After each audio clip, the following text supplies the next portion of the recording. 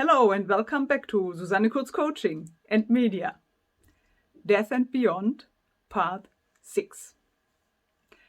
In the last video of this series, I've reported about materialistic scientific explanations for phenomena as they appear in near-death experiences. Materialistic means that we assume that everything that is us on an intellectual and an emotional level is essentially produced by our bodies and to a large degree by our brains, which then would mean at the time of death, when our bodies die and disintegrate and our brains disintegrate, all that would vanish, wouldn't be there anymore. Now, near-death experiences seem to suggest that at least a part, and a significant part, of our consciousness is independent of the state our brain is in and our body is in, and can exist beyond that. Now, we have found in the last video that there actually are some materialistic explanations for phenomena as they appear in near-death experiences, which have been produced, for example, by putting the brain into a state of a lack of oxygen. However, we have also found that most of these explanations are lacking at some point, are not very satisfying because they can't explain all the phenomena and all of the time. And most importantly, we have found one case that is very well documented where the experiences that have been reported really can't be explained on the basis of a materialistic paradigm, at least not at the current state of our knowledge. Now, you could say one case is a bit too little, even though there are a vast array of reports that point in the same direction, that are similar but just not as well documented. And you also could say, well, people who have near-death experiences are always in a very extreme situation, in an exceptional situation, physically and concerning the state of their brain and the functionality of their brains.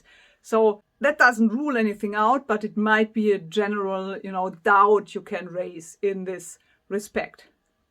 So what I've done years ago already was to look for other phenomena that have been experienced by people who were not in such an extreme, exceptional situation and can't be explained away that easily.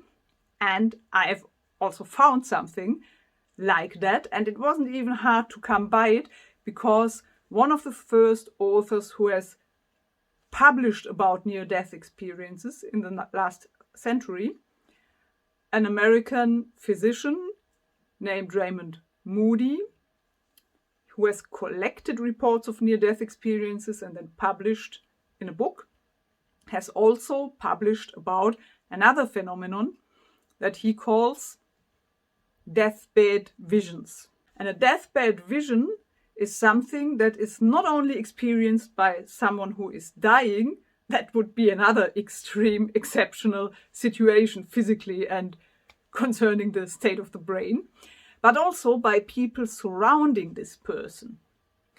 And that's essentially the situation that someone comes to see their dying relative and then witnesses something that is not easy to explain on a materialistic basis. And that's not only one person, that has also happened when there were 3 or 4 people at the same time who have experienced the same things or very similar things. Sometimes there are individual differences, but they all build a consistent image together, and they have had these experiences at the same time and independent of each other, and reported about that. Now, the people who are surrounding a dying person may be in some sort of emotional stress, but they are certainly not necessarily in an exceptional physical situation.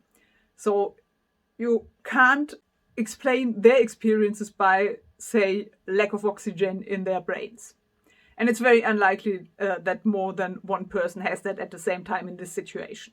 and they have sometimes heard a melody, or sometimes tasted something or smelled something, or seen something like a light figure or even a dead relative. And they've reported that.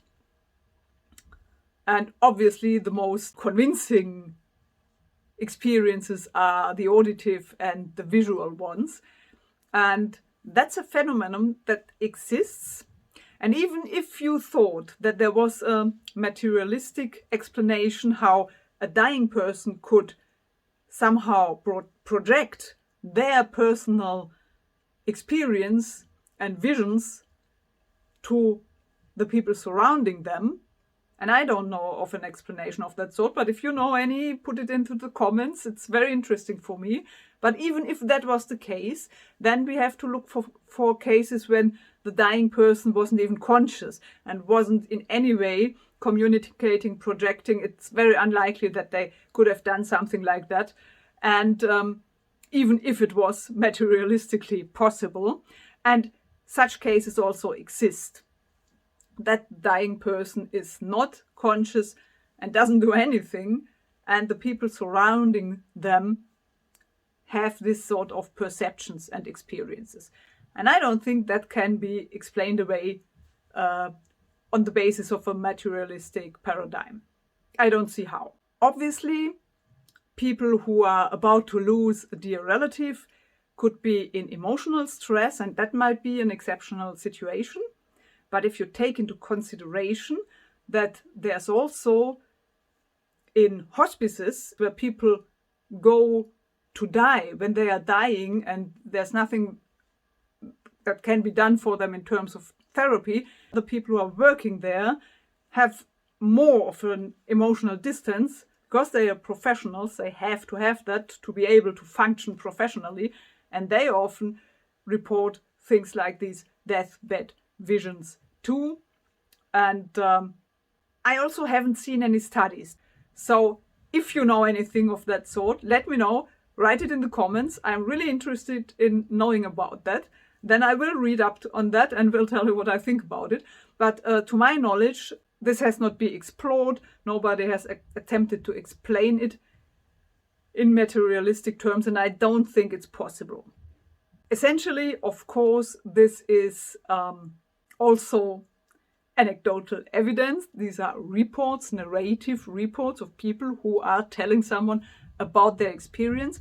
But the thing is that we can't afford to just discard that like scientists like to do if we really want to understand how things are working in this world, because I don't think we can currently get beyond that in any way, because we can't measure the content of consciousness in any other way but by people telling us what they are experiencing. Obviously, there are settings where it's more convincing than others, but generally speaking, I don't see how we can go beyond that. So we kind of have to accept that if a huge amount of people is reporting things like that, that not all of them are delusional, not all of them are liars, not all of them are mixing things up in retrospect. So there has to be some core of truth in it, in my opinion, especially if we look at the amount of experiences of that sort. I think that really goes beyond what we can explain in this materialistic paradigm. So this is the first phenomenon I wanted to share with you that goes beyond near-death experiences, and that's the deathbed visions.